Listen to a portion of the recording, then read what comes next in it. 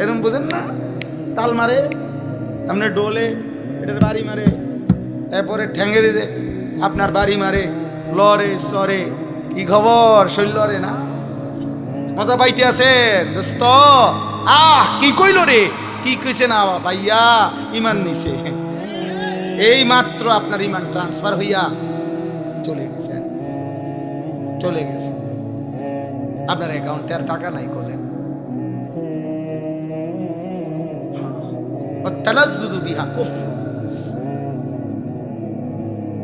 আল্লাহ মাফ করে।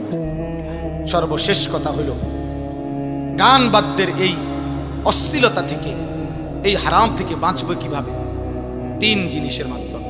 1, বেশি বেশি দোয়া করা, মাওলা আপনি আমারে এই হারাম গান বাদ্যের এই স্বভাব থেকে ফিরায় দেন। ইমাম হযরত আবু বকর সিদ্দিক বলছেন, আল গিনা মিজমারুশ শাইতান, গান শয়তানের বাদ্য। এরপরে হযরত ওসমান বলছেন, লা ইয়াজতামিউ কলবুন ফীহিল কুরআন ওয়াল গিনা, এক অন্তরে কোরআন এবং গান একসাথে হতে পারে না। যেই দিলে গান আছে সেই দিলে কোরআন আসবে না, যেই দিলে কোরআন আছে ইনশাআল্লাহ সেই দিলে গান আসবে না, গান আসবে না। ইমাম মালিক রাহমাতুল্লাহ আলাইহি বলছে, মা ইয়াফআলুহু ইনদানা ইল্লাল ফুসাক, তিনি বলেন যুগ যুগ ধরে আমাদের আরব সমাজে গান বাদ্য যারা করে তাদেরকে আমরা ফাসিক ছাড়া অন্য কিছু বলি না। হ্যাঁ, ইমাম আহমদ ইবনে হাম্বল বলছে, আল গিনা ইউমবিতুন নিফাকা ফিল কলব, গান বাদ্য ধীরে ধীরে কোন ব্যক্তির অন্তরে ঈমান সরাইয়া মুনাফিকি উৎপন্ন করে। ইমাম শাফিঈ রাহমাতুল্লাহ বলছে, আল গিনা দিয়াসাতুন, গান বাদ্য যে অভ্যস্ত সে দাইয়ুস, তার জন্য জান্নাত হারাম। ইমামে আজম আবু হানিফা বলছে, সিমাউল আগানি ফিসকুন ওয়া তালাজ্জুদু বিহা কুফরুন, গান শোনা প্রকাশ্য পাপ, আর গান শুননা মজা পাওয়া কুফরি। কুফরি কুফরি মজা পাওয়া বুঝেন? আপনারা জানেন একটা আশ্চর্য কথা শুনে, আমরা তাফসিরে, আমি প্রয়োজনে আমার মাদ্রাসায় চলেন, আমি আরবি তাফসির দেখাইতে পারবো। তাফসিরে রুহুল মাআনি, পৃথিবী বিখ্যাত, সমস্ত আলেমদের কাছে গ্রহণযোগ্য একটা তাফসির হলো তাফসিরে রুহুল মাআনি। ওই তাফসিরের মধ্যে আমি নিজ চোখে পড়ছি, সর্বপ্রথম আরব দেশে কন্যা সন্তান জীবন্ত দাফন করা, কন্যা সন্তানকে জীবন্ত দাফন করতো না, শুনছেন নিয়ে কথা? এটা কেন শুরু করছে? কেন মানে প্রথম কন্যা সন্তানকে জীবন্ত দাফন করতো কেন, শুরু হইল কিভাবে এই ঘটনা? ওই তাফসিরের মধ্যে লিখছে, বিআইয়ি যামবিন কুতিলাত, এই আয়াতের তাফসির আছে কাসিম ভাই। তো লিখছে যে রবিয়া আরবের একটি বিখ্যাত গোত্র ছিল, রবিয়া। এই রবিয়া গোত্রের একজন সর্দারের একটা কন্যা, অপরূপ সুন্দরী মেয়ে ছিল, রূপসী সুন্দরী মেয়ে। ওই সর্দারের একমাত্র কন্যা ছিল ওই মেয়েটা। সর্দার তাকে ভীষণ ভালোবাসতো, বেশি আদর করতো ওই মেয়েটাকে। তো পার্শ্ববর্তী এক গোত্রের, আরেক গোত্রের একটা ছেলে, যুবক, এই মেয়েটার সাথে সম্পর্ক করে, হারাম সম্পর্ক করে তারে ভাগাইয়ে নিয়ে গেছে, নিয়ে ওই গোত্রে নিছে গা, নিয়ে এখন তাকে সে বিবাহ করছে, অথবা তখনকার রেওয়াজে বিবাহ যেটাই হয়েছে জাহিলি যুগের নিয়মে বিবাহ শাদী করছে।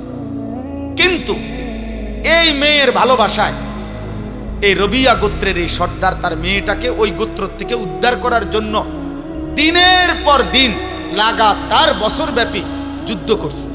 ওই ওরে আনতুবিল্লাহ, কিন্তু ওই গোত্র খুব শক্তিশালী, আর আরব দেশে জাহিলি যুগে যুদ্ধ বিগ্রহ ছিল তাদের নিত্যদিনের বিষয়। তো এই গোত্রের, রবিয়া গোত্রের সর্দার, তার গোত্রের বহু যুবক, বহু পুরুষ নিহত হয়েছে, কিন্তু একবারও বিজয় আনতে পারে না, ওই মেয়েটাকে আনতে পারতেছিল না। কিন্তু উনি কোনোভাবে ছাড়তেছে না যে আমি আমার এই মেয়ে আনবো, ও আমার বড় আদরের সন্তান। শেষ পর্যন্ত বহুদিন পরে দুই গোত্রের বয়স্করা, প্রবীণ লোকেরা একটা পরামর্শ বৈঠকে বৈশা বলছে, না এর একটা সমাধান হওয়া দরকার।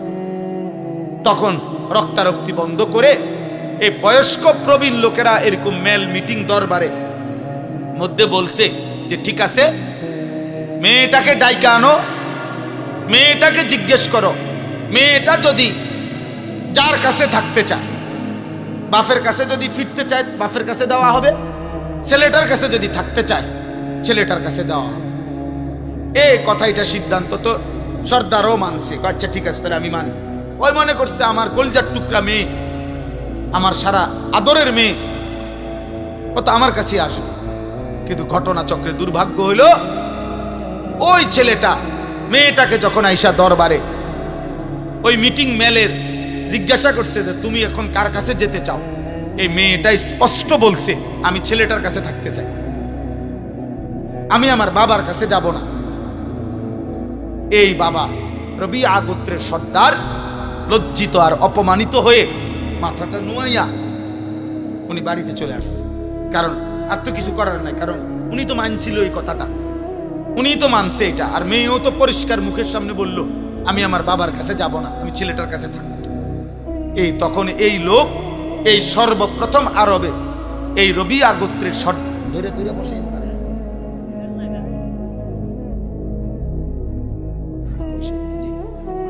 রবিয়া গোত্রের এই সর্দারের আরেকটা ছোট মেয়ে ইতিমধ্যে ছিল, ওইটা তার প্রথম আদরের মেয়ে ছিল। তো এই লোক বিফল হইয়া, লজ্জিত অপমানিত হইয়া বাড়িতে আইসাই সে তার সর্বকনিষ্ঠ নবজাতক সন্তান, তাফসিরে আছে যে মাত্র নতুন বাচ্চা হয়েছে, এই সর্বপ্রথম এই গোত্র সর্দার বলছে আমার বংশে যেন আর কোনোদিন কোনো কন্যা জীবিত না থাকে, এই প্রথম নিজের নবজাতক সন্তানরে মেয়েরে জীবন্ত দাফন করে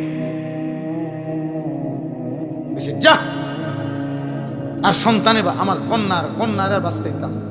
এরপরে গোত্রের বাকি লোকদেরকে বলছে আমার ওসিয়ত, তোমরা যদি আমার সর্দার মানো, আরব দেশে তখন জাহিলি যুগে সর্দারের জন্য মানুষ জান দিত,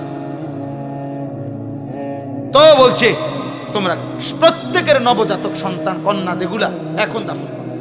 এই ধীরে ধীরে নবজাতক কন্যা দাফন করার এই রেওয়াজ ওই গোত্রের থেকে এরপরে অন্যান্য গোত্রে চলে গেছে।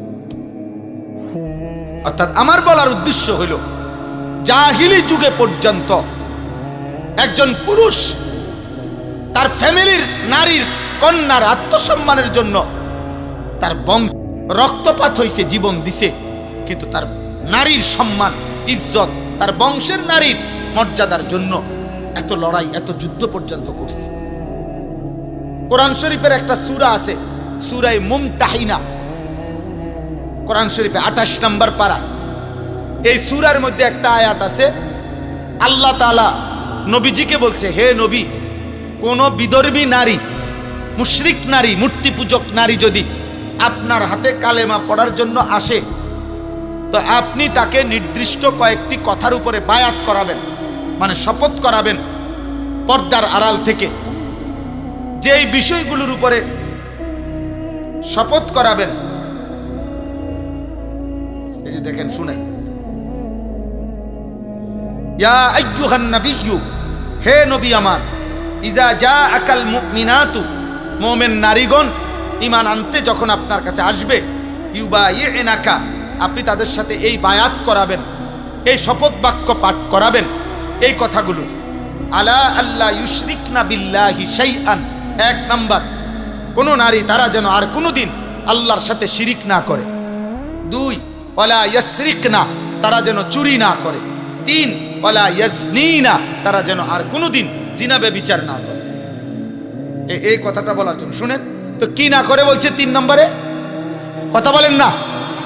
তো তাফসীরের মধ্যে আছে, আপনারা একটা ঘটনা সবাই জানেন, উহুদের যুদ্ধে নবী সাল্লাল্লাহু আলাইহি সাল্লামের একজন চাচা আমিরে হামজা, ওনাকে যে শহীদ করছে ওয়াহশী পাথর মাইরা, নবীজির চাচা।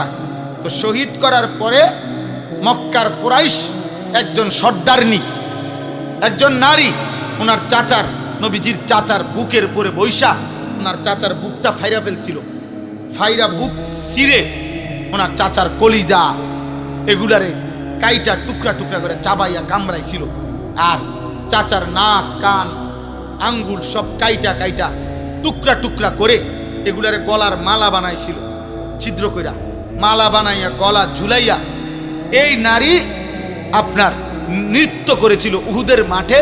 এই রাসূলুল্লাহ সাল্লাল্লাহু আলাইহি ওয়াসাল্লামের চাচার লাশের সামনে গান গাইছিল আর নাচছিল আর কি, মহিলাদেরকে নিয়ে নৃত্য করেছিল। এই নারীটার নাম হইল হিন্দ। এ যারে বলে হিন্দা, আমাদের স্বাভাবিক ভাষা বাংলা ভাষায় মানুষে কয় হিন্দা, মূলত আকারটা নাই আর কি। আরবি শব্দটা হলো হিন্দ। হিন্দ বিদ্যে উতবা, মক্কার কুরাইশ উতবার মেয়ে, আবু সুফিয়ানের স্ত্রী ছিল। তো এই হিন্দাই বলেন বুঝার জন্য আর কি। এই মহিলাটা যে এত জঘন্য ছিল যে নবীর চাচার কলজাটা ফাইরা ফেলছে, সমস্ত শরীর টুকরা টুকরা বুটি বুটি বানায় ফেলছে। কিন্তু এই মহিলাটাও মক্কা বিজয়ের পরে রাসূলুল্লাহ সাল্লাল্লাহু আলাইহি সাল্লামের কাছে কালেমা পড়ে মুসলমান হয়েছে। এই মহিলা তো যেদিন মুসলমান হয়, এই অন্যান্য মহিলার সাথে পর্দার আড়ালে এই মহিলাও আপনার যখন মুসলমান হইতে আসছে, তখন এই কথা এগুলার বায়াত নবীজি এ বেডিরও কইছে। বুঝেন নাই কথা? ওই যে আল্লাহ না বলছে মহিলাদের থেকে আপনি এই কথাগুলোর কি নিবেন? বায়াত নিবেন। এর মধ্যে এই 3 নম্বরে, এই 3 নাম্বার যখন এই কথাটা নবীজি বলছে, ওয়ালা ইয়াজনিনা, বলো ওই পাশ থেকে যে জিনা করব না, এই মহিলা এই মাত্র আজকে মুসলমান হইতেছে। হিন্দ এতদিন জাহিলি যুগের নারী ছিল, মুশরিক নারী ছিল। এই বাপ শুনেন, খোদার কসম তাফসিরে আছে কাফের নারী ছিল। ওর সাথে সাথে বলছে মুহাম্মদ থামো। কি বললা এটা? কি করবে না? বলছে জিনা করবে না। তখন এই মহিলা আওয়াজ দিয়া বলে উঠছে, মুহাম্মদ কোন স্বাধীনা, কোন ভদ্র নারী জিনা করতে পারে? অর্থাৎ এটা কি বললা? আমি তো জাহিলি যুগে যখন মুশরিক ছিলাম, আমার এই মুশরিক জামানা তো আমি কোনোদিন জিনা করিনি। কসম খোদা, তুমি এটা কি বললা? এ কথা আবার শপথ করতে হবে কেন? কোন নারী, স্বাধীনা সম্ভ্রান্ত নারী জিনা করতে পারে? পরপুরুষের সাথে হারাম সম্পর্ক করতে পারে? এটা কি আশ্চর্য কথা! এক মুশরিক নারীর ভিতরে যদি জাহিলি যুগে এই আখলাক থাকে, আমাদের কি আখলাক হওয়া উচিত বলেন? দয়া করে রাগ হইয়েন না, বুঝতে শিখেন, বুঝতে শিখেন। এই ছোট্ট ছোট্ট আমাদের বালিকাদের 2-4টা মাদ্রাসা আছে। এই বালিকা মাদ্রাসাগুলো এখনো শেষ, একটু বাতি জ্বালাইয়া দেখাইতেছে যে ইমানদার নারীর চাল চলন, লিবাস, পোশাক, বোরখা, পর্দা কেমন হয়। এগুলো হেফাজত করা দরকার, এর সাথে সম্পৃক্ত থাকা দরকার। এখানে কমপক্ষে পর্দা, পুশিদা, কোরআন, আখিরাত ন্যূনতম ওই মেয়ের কলিজার মধ্যে দেওয়া উচিত। কোনোভাবেই নিজে এবং নিজের পরিবারের সদস্যদেরকে অশ্লীল, ফাহেশা, বেহুদা, অনর্থক কাজে, কথায় সাথে না জুড়াইয়া আল্লাহর কোরআন, রাসূলের সুন্নাহর সাথে মিলানো উচিত।